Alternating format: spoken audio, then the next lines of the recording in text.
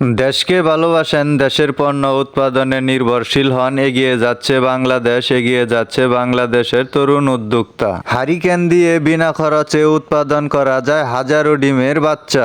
যারা শুরু করতে চান কমেন্ট করে বলবেন, শেয়ার দিয়ে পেজটি বড় হতে সাহায্য করবেন। অনেকেই আছে শুধু ভিডিও বানায়, তাদের কাজের কোনো অভিজ্ঞতা নেই। আমি মনে করি কোনো লোক যদি আমার 2 থেকে 3টি ভিডিও ফলো করে তবে পুরোপুরি সে কাজটা শিখে যেতে পারবে ইনশাআল্লাহ। প্রথমে আপনারা খামার থেকে হাসাযুক্ত ডিমগুলা সংগ্রহ করবেন। আমরা ডিমগুলা হাতে নিলেই বুঝতে পারি কোন ডিমে হাসা আছে আর কোন ডিমে হাসা নেই। যেহেতু আপনারা নতুন বুঝতে পারবেন না, তবে আপনারা দেখে নেবেন খামারে হাসা থাকে যেন। তবে আপনারা দেখে নেবেন ময়লা ডিমটা বাদ দিবেন, ফাটা ডিমটা বাদ দিবেন, চুক্কা আকারের ডিমটা বাদ দিবেন। গোল পরিষ্কার ফ্রেশ ডিমগুলা আপনারা সংগ্রহ করবেন। রোদে একটি কাপড়ের উপর ডিমগুলা বিছিয়ে দিয়ে নাড়াচাড়া